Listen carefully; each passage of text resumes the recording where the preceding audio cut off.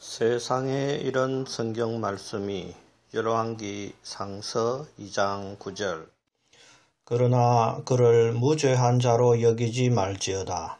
너는 지혜 있는 사람이므로 그에게 행할 일을 알지니 그의 백발이 피 가운데 서월에 내려가게 하라. 다윗이 죽을 날이 임박하여 그 아들 솔로몬 왕에게 유언하는 것을 보면 악인들이라도 사랑하라 하는 말을 결코 하지 않는 것을 보게 됩니다.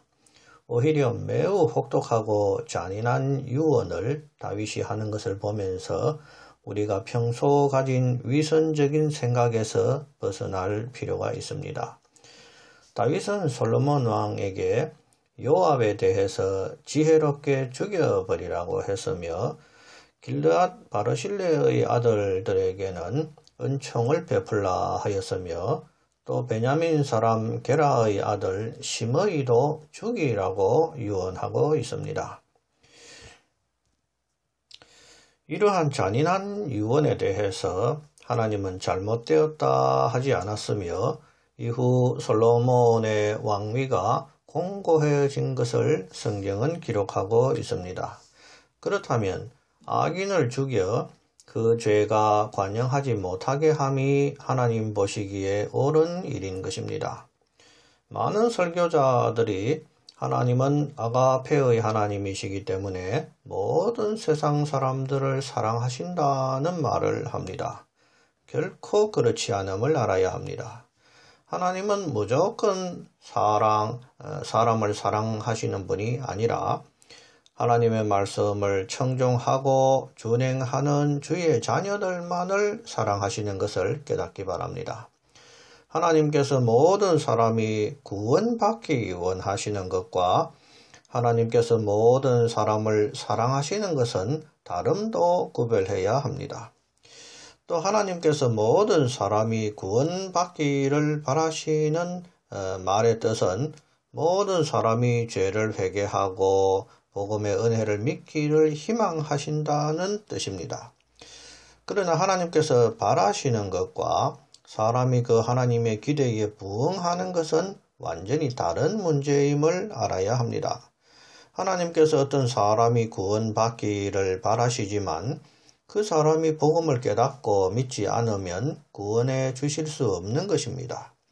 이것이 신학적으로는 하나님의 공의 만족설이라고 합니다.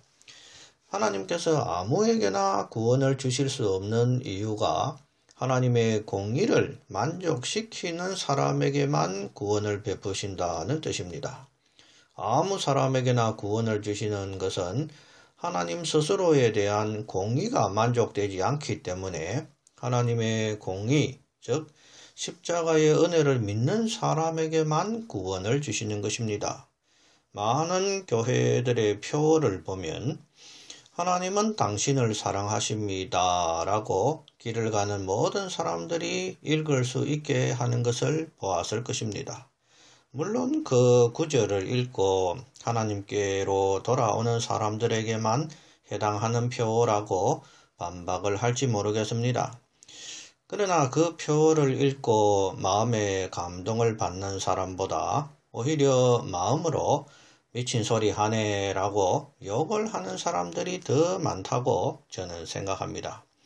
전혀 하나님을 알지도 모르는 사람이 하나님은 당신을 사랑합니다 라는 전도자의 말이나 표어를 보았을 때 열의 9은 당신이나 사랑받으시오 라고 비아냥거릴 겁니다. 이러한 비방을 자초하는 표어는 진주를 돼지에게 던지는 꼴이 됨을 인식해야 합니다. 또 그러한 표어나 전도는 위선이 될 수 있음도 알아야 합니다. 불신 당신은 지옥을 갑니다 라고 하는 말이 정직하지 불신 당신도 하나님은 사랑하십니다 하는 말은 격하게 말하면 거짓말일 수도 있는 것입니다. 다윗처럼 죽어야 마땅할 악인들에 대해서는 아들 솔로몬 왕에게 죽여버리라고 유언하는 것이 하나님 보시기에 정직한 것임을 깊이 생각해 보시기 바랍니다. 많은 설교자들이 사람들 듣기에 좋은 소리를 많이 하며 사람들 귀에 거스르는 설교는 하지 않으려 합니다. 악인들이라도 사랑하라 하는 말을 하는 목사는 하나님의 뜻과는 상관없이 자기 위선을 드러내고 있을 수 있다고 생각합니다. 성경에 하나님께서 사형하라 하는 죄가 넘치고도 넘쳐납니다. 그러나 오늘날은 사형을 폐하는 것이 인간 존중 사상에 의해 옳은 것으로 되어가고 있습니다. 이러한 것이 바로 위선이요, 하나님의 뜻과 반대되게 하는 것이 바로 마귀적인 발상인 것입니다. 마태복음 5장 44절에는 예수께서 가라사대 너희 원수를 사랑하며 너희를 핍박하는 자를 위해 기도하라 하셨습니다. 또 마태복음 10장 36절에는 사람의 원수가 자기 집안 식구라고 말씀하시면서 예수께서 세상에 오신 이유는 화평을 주시려 함이 아니요 금을 주러 왔노라 하셨고, 아들이 아버지와 딸이 어머니와 또 며느리가 시어머니와 불화하게 하려고 예수께서는 세상에 오셨다고 말씀하고 계십니다.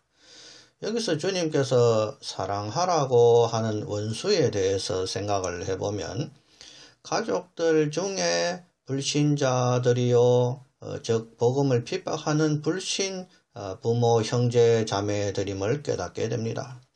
많은 설교자들이 원수를 해석함에 있어 내 자식을 죽인 살인자라도 사랑하라고 가르치는 것을 봅니다. 사람의 감정을 이해하시는 하나님께서 내 자식을 죽인 살인자라도 사랑하라고 지시하리라고는 저는 생각하지 않습니다. 원수의 궁극적 대상은 마귀요, 또 마귀를 따라 하나님을 대적하는 사람들이 원수이지 어떤 특정 살인자를 말하는 것은 아닙니다. 그래서 내 부모 형제라도 불신자라면 마귀의 편에 서 있는 우리의 원수인 것이요, 그 불신 부모 형제를 사랑하는 마음을 가지고 복음을 전도하라는 뜻으로 너희 원수를 사랑하라는 말씀을 주님께서 하신 것으로 저는 이해하고 있습니다. 여러분들은 진실로 당신의 자녀를 죽인 살인자라도 어떤 설교 말씀에 의지하여 사랑하겠다고 다짐하고 있습니까? 그렇다면 그것이 위선일 가능성이 높습니다. 저라면 자녀를 죽인 살인자는 미워하며 저주하는 마음으로 사형이 집행되기를 바랄 것입니다.